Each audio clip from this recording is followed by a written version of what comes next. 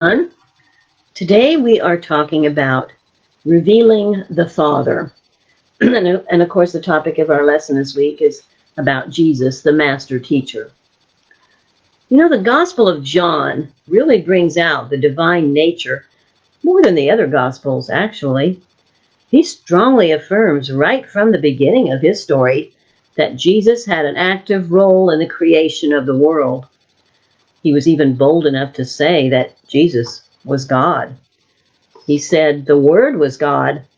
Listen to what he said in John 1:1.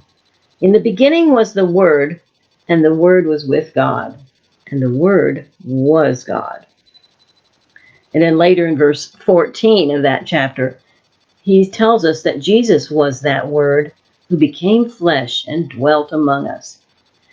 We learn much later, though, that Philip, one of the disciples who had been with Jesus, asked him to show them the Father.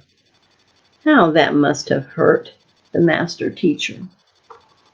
Jesus said to him, "Have I been with you so long, and yet you have not known me, Philip? He who has seen the Father he who hath seen me has seen the Father. So how can you say, 'Show us the Father'?" John 14:9.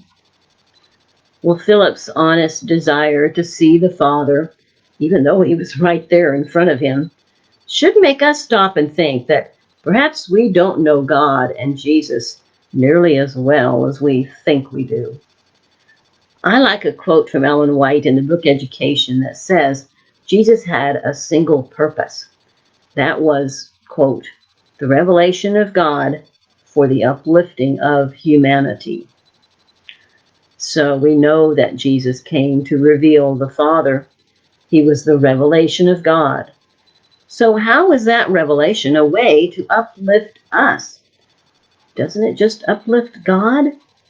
Think about that also today.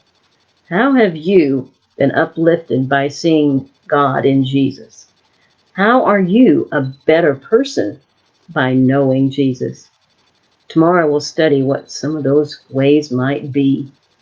So I'll see you again here tomorrow afternoon. Bye-bye.